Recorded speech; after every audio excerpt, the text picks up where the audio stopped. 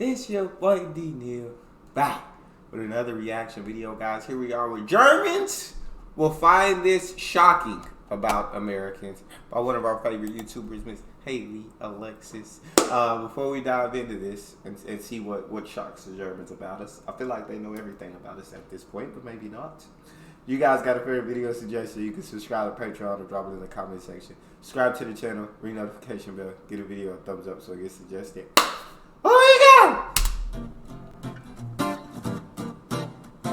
Hi everyone, what is up? My name is Haley. Welcome to my YouTube channel. If you do not know, now you do. Hey you guys, what's up? So, in today's video, y'all actually requested this video in some way, shape, or form. I posted this video right here. I think it was titled 5 Things That Germans Do That I Wish the United States Would Do.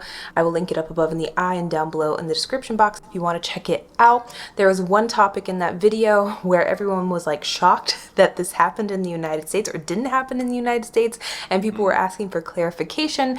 And before I go talk about that one particular topic, I decided to make a list of things that might shock Germans about the United States or about Americans. And I hope this video is interesting. I hope you learned something, you guys.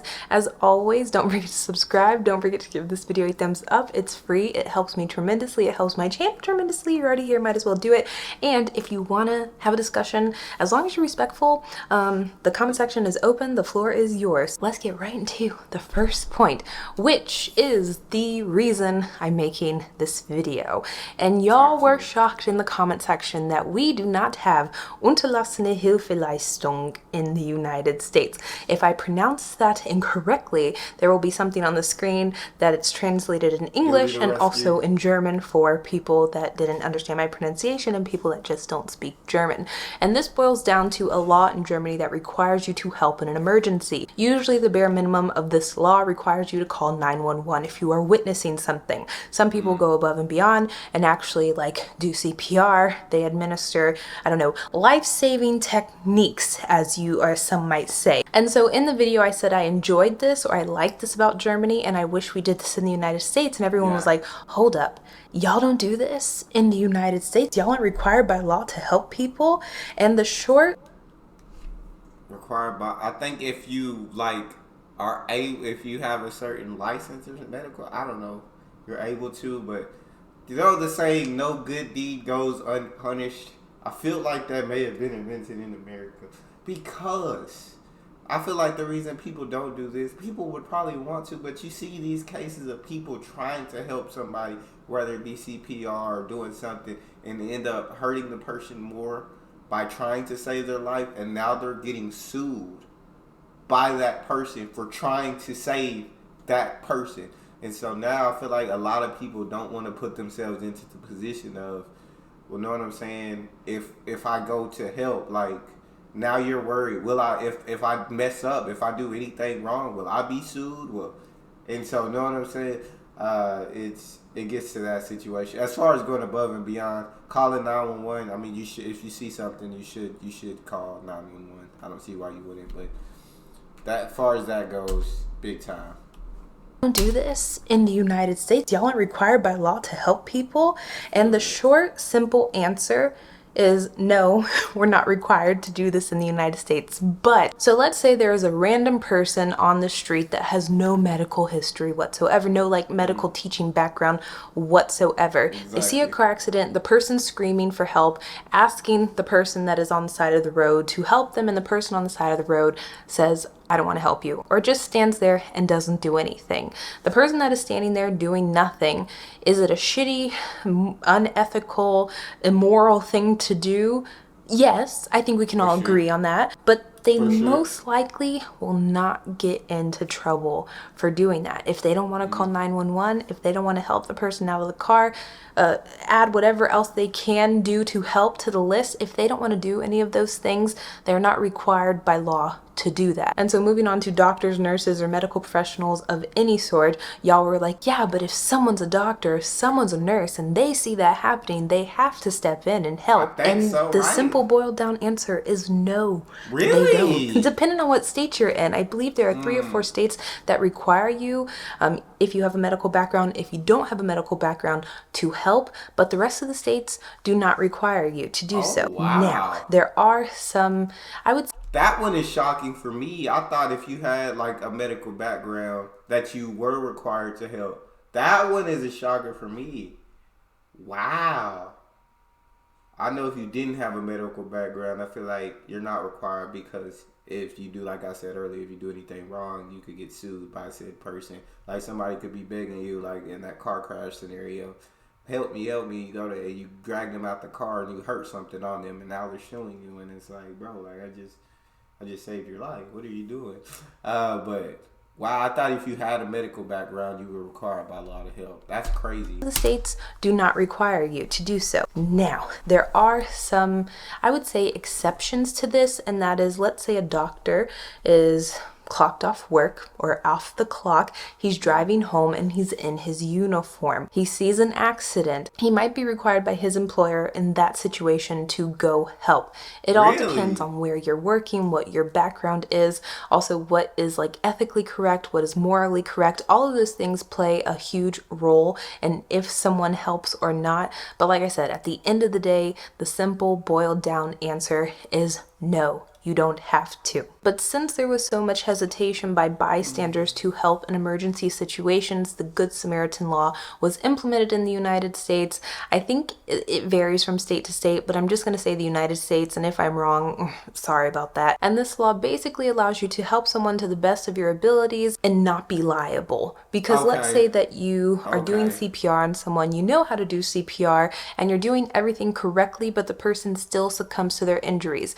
You're not most likely going to be held liable for that person's death. But let's say that you're doing, I don't know, some type of weird CPR, you give someone a shot, they have an allergic reaction, I don't know what it is, you could be held liable for wrongful death or wrongful injury. We also have the rescue doctrine in some states that helps people that are harmed when they rescue someone else, because that's also a big reason why people don't want to help, or they're hesitant to help, because if they get injured, they don't want to have to go to the hospital, they don't want to have to have an injury, they don't want to have time off work. And so if you are injured when you are helping someone, as long as it's logical and as long as it makes sense, the person that usually causes the accident will be responsible for your injuries and compensating you for your injuries. Now, it does, like I said, have to be logical. So there was a situation where a man jumped in, I think head first, to a swimming pool to save a drowning child. It was the shallow end of the pool. And I think they ruled in the court that, hey, why would you jump head first into the shallow end of the pool? Why don't you just like hop in feet first? Why don't you walk down the stairs? Why would you do the most drastic thing, which is diving headfirst into the pool? And so you do have to have common sense when making. Why on God's earth would you jump head first into a shallow end? I understand you want to save the kid, and I guess you're probably not thinking at that point. Your brain is just on save this drowning kid, but jump in. Okay, next. Is diving headfirst into the pool. And so you do have to have common sense when making these decisions. The next thing that might be a little shocking for Germans, since this is illegal in Germany, is that in the United States you can run out of gas on the highway or the interstate, on the roads basically. There might be some states that don't allow this, but generally speaking, is it frowned upon? Maybe so, but it's allowed to happen. It can happen, and it does happen actually quite often here. In Germany, it is a foreseeable and predictable thing. You are in control as a driver. You're also responsible to make sure that your car is functioning, that your car is able to run, and having gas is one of those responsibilities. And also on the German interstate, on the Autobahn, there are gas stations, accessible gas stations. They pop up all the time. It's not like you're going to be driving miles and miles and tens of miles. I could be wrong, but it's not like you're going to be driving tens of kilometers on an Autobahn and not have a gas station. In the United States, that sometimes does happen. If you've ever driven from Naples to Miami Miami, that gets a lot of people. You'll see a lot of people broke down on the side of the road because they didn't predict that it would be like 100 kilometers without gas. There might have been a time when I had a very minimum wage job and I had to make this money stretch for 2 weeks, and I had no penny left over. And so if I wanted to do something that was an extracurricular activity for me, if I wanted to go out to eat with my friends, if I wanted to get drinks or just buy something extra, I would have to dip into my gas money. And so my little yellow light on my car would pop up, and then I would have to drive with this yellow light. And sometimes it got so low that I would have to roll my car on the side of the street because it couldn't go anymore.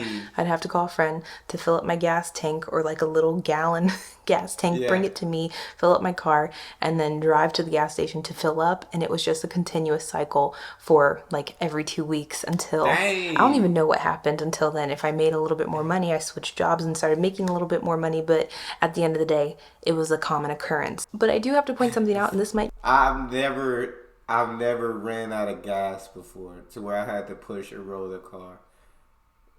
I don't know. I'm that type of person. When I see it's getting low, I don't let it get really low. As soon as the light comes on, I'm hitting the gas station up. Yeah, I don't even try to push the limits of it. I don't even try to test it because I just do not want to be broke down on the side of the road. There have been times, like she said, where money was very, very tight, and it was like, what are you can't be driving nowhere far for sure. You can't drive anywhere far, and you gotta figure it out. I mean, I guess that's life though. You just gotta figure it out. A bit more money, but at the end of the day, it was a common occurrence. But I do have to point something out, and this might not be the morally correct thing to say, but it is an honest thing to say. In the United States, if you don't have a car, you're screwed, especially if you live in middle America or just middle any state in the United States that has no public transportation, no sidewalks, no bike lanes. You're basically screwed if you don't have a car. And so sometimes people are too poor to afford gas, but they need to go to work, so it does happen. In Germany, you have the, how do you say, safety net of public transportation. And there's going to be some people that say, oh, I'm too poor to afford public transportation. If it does get to you being too poor to afford public transportation in Germany, you can usually go ask the government for help, and they will either pay for your public transportation ticket or give you a big discount. And the thing is, if you are too poor in Germany to afford public transportation, there are people that ride without a ticket. Not saying that that is correct, but at least, even though you're breaking the law, at least you can get to point A to point B. In the United States, you don't even have that option to do something illegal. Like, you just gotta suffer. I'm not saying that it's correct. I'm just letting y'all know that at least you have that option. We don't have that here. The next shocking point was in my previous upload, and it was the simple fact that you can have jail time if you don't show up for jury duty. A lot of people thought I was just talking about a fine or a slap on the wrist, and people are like, you actually end up in jail if you don't show up? There are some instances where you end up in jail, but there was a 21-year-old who slept through his alarm. He didn't make it to jury duty. The judge was pissed. They had to wait 45 minutes, and I believe the guy spent 10 days in prison. The judge wanted to sentence him to, I think, 150 hours of community service, 10 months in jail, and 12 months, I don't know what else they wanted to do, but it was like this long list of things this guy had to accomplish because he missed jury duty. And I understand that you should do jury duty. It's something that is important, la-di-da, but I don't think that you should be handing out jail sentences, messing up people's life, handing them out like ice cream on a hot Sunday afternoon. I just don't think that is rehabilitating. I don't think that's the best way. You can guess what color skin the person had, and I just think it's way too harsh of a penalty for anyone to end up in jail for not committing a violent crime. I find it to be... That's crazy. 10 days in jail because you overslept, bro. That's insane. I agree with Haley 100%. That is absolutely ridiculous. Absolutely ridiculous. You know, when you get that jury duty, though, you got to roll up there. Yeah, and most of the time, like, the case gets thrown. I've got it once. I've had jury duty once. I showed up, waited for like an hour. Case got dismissed or whatever. We didn't even have to do anything. And they gave us like $5, and I was like, $5, bro? Like, people had to reschedule their whole day. People had to tell you I work, and you handed me $5. What did $5 gonna do, bro? If I would have worked today, I would have made like $100, and you handed me $5. But yeah, you ain't got no choice. To end up in jail for not committing a violent crime. I find it to be quite shocking and quite sad, in my opinion, and that's something that is very broken about the American justice system. The next point is a shocking point for me. It might not be a shocking point for y'all, and you can let me know if you are German, if you're allowed to purchase this item or not. But in the United States, it is illegal to wear body armor when committing a crime or wanting to commit a crime. So in a bunch of states, you are allowed to just go up into a store and buy bulletproof vests. It's just body armor in general. Yeah. You're allowed to buy them without any restrictions. You're allowed to do that, which I always have to ask myself, why are random people, normal everyday people, buying bulletproof vests? I mean, I understand why, because we live in the United States and people are crazy and people shoot up everything. Yeah. But at the end of the day, why are we here? What has made us get to this point where random people are allowed to just go buy bulletproof vests and then have this stupid common sense law that says you're not allowed to wear these things when you're committing a crime? That's what I was saying. I'm thinking the whole time, it's illegal to wear body armor when you commit a crime. I was like, ain't the crime itself illegal? Like, why? What does having a body armor add extra? What extra does it add to have body armor while committing this illegal crime? And if you go on it, whatever illegal crime you're committing, if you have to have body armor to commit it, bro, it's probably about enough crime where you're going to do plenty of time in the first place. But yeah, I know a lot of paranoid people about body armor. And I guess random people that's not paranoid will too. I don't know. I don't know anybody who has body armor. Sense law that says you're not allowed to wear these things when you're committing a crime. And I just find it ridiculous. It's like the gun lovers that always use the argument that if a criminal wants to find a gun, he can find a gun regardless if you put gun control rules or laws out there. Yes. They're still going to find guns. You're only hurting the normal people that want to buy guns and not the crazy people or the criminals out there. And I'm like, a criminal isn't a criminal like the first time that he does something. And I'm just like, if someone is wearing a bulletproof vest and committing a crime, the law that he's not allowed to wear the bulletproof vest while committing the crime has no impact. It's not going to matter to that person. Oh, you just robbed a bank with guns and shot people, but you were wearing a bulletproof vest, so we're going to add on a little bit more time to your sentence. He robbed a bank and killed people. What does it matter? I completely agree with Haley on this one. And that gun argument, yeah. And it's like, bro, like, people, like, good people buy guns, like, and know what I'm saying? Things in their life happen. Things go wrong. They start going through very stressful situations. And then they turn into a criminal by doing something criminal. Because they have a gun at hand, so all these negative situations got them not thinking right. It's not like crazy people. It's not just crazy or bad people that are going out buying guns and committing these crimes. These are a lot of good people who life hit them with some punches, some blows, and know that they turn to crime. And so, but I'll keep it going, my bad. To your sentence. He robbed a bank and killed people. What does it matter? The last and final point is actually something of personal experience, y'all. And this is a medical personal experience, so it's probably going to be different for a bunch of people watching this if you have the same issue that I have. And please don't take what I say as Holy Bible, that this is what it's like across the board. But I can tell you a story of the difference between the United States and Germany, and this might be shocking for a lot of Germans, regarding, I would say, spousal approval regarding medical procedures. This is not actually a law in the United States. I believe up until the 70s you had to get spousal approval for sterilization, male or female. And so how does this pertain to me? And I think I've talked about this before on my channel. I have endometriosis. It's caused me issues for 2 decades plus of my life, I think, or give or take 2 decades. And it has been the horror for me. When I started having horrible periods, which might be TMI for some people, my mom realized that it wasn't normal how I was acting. I was sweating, I was changing colors, I was in a lot of pain. My blood pressure would go all the way up, all the way down. My heart rate would go all the way up. It would be horrible. I'd start vomiting, I'd start shaking. And so we would go, my mom and I, we went to the doctor and we're asking, hey, what can we do regarding her pain? And so they're like, we can give you birth control control pills, or we can give you pain medication or prescribe you pain medication. And so they did that. And the pain medication, it worked, but it made me a vegetable. I would sleep for maybe like 16 plus hours a day. Dang. And I just didn't have a life when I had my period and I was on this medication. So my mom's like, hey, she can't take this anymore.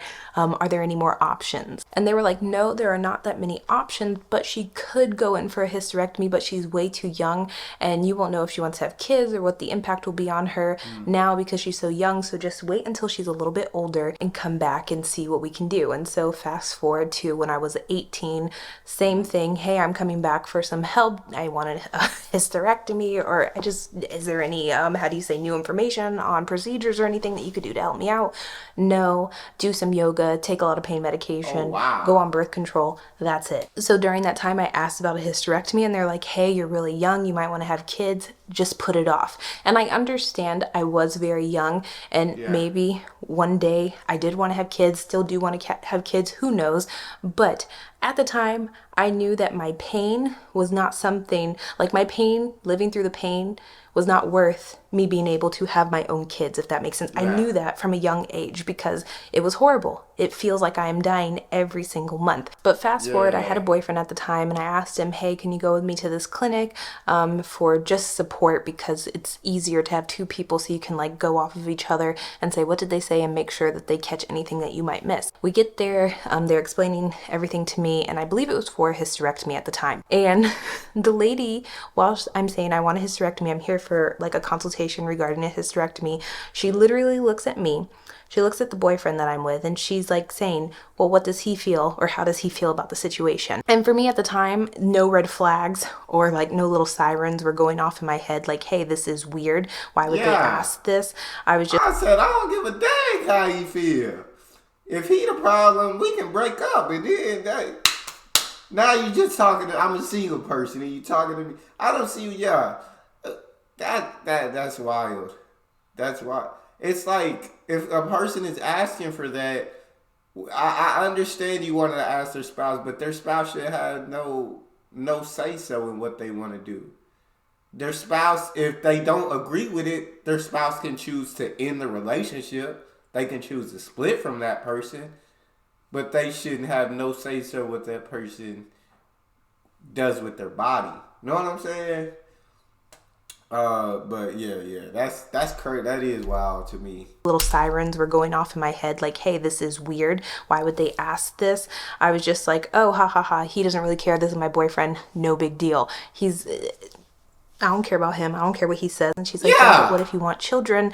All that good stuff. And basically trying to sway me to not get a hysterectomy. I don't have a hysterectomy, y'all. Fast forward a few years later, I get to Germany, and I've talked about this before. I had laparoscopic surgery. That was what they offered me. That was not something that was offered in Florida, any of the cities that I visited, which was like a 3 to 4 hour radius around where I started. And so when I got to Germany, I was not asked like about children. It wasn't something that was like pushed down my throat. They offered me not a hysterectomy, but they said, hey, we have this procedure instead of a hysterectomy. It's not as invasive. How about we try this first? And then if you're still having the issues, we can get a hysterectomy, or you can get a hysterectomy. It was never something that came up in like the Gespräch that, does your husband want it? Do you want to have kids? And granted, those things are very important, but on the flip side of all that, I am the patient, and what I want matters. And if I'm telling a doctor, medical professionals, that I want this done, I want that done, and they're not offering me a different procedure to help,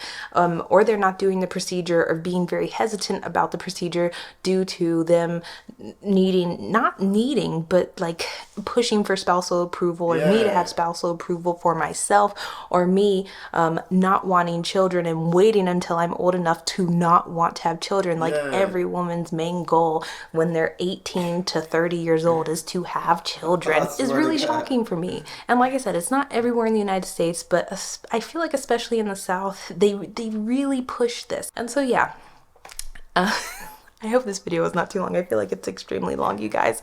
But if any of these things shocked you, you can let me know. Other than that, thank you so much for watching, you guys. I'm going now. I hope this video goes up and you see my beautiful, shiny face. I just got out of the shower and I look like a little grease ball. But yeah, love y'all. Have a wonderful day and bye. Yeah, that was a good video. I feel like that didn't just shock Germans. Like I was shocked. I was surprised to hear some of these things. Like that's absolutely insane.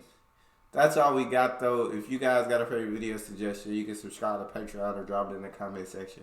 Subscribe to the channel, ring notification bell. Get a video a thumbs up so it gets suggested. I got social media, Patreon, all up top. You can subscribe to any of it. Put all the links in the description. All you gotta do is hit the link, follow me, talk to me.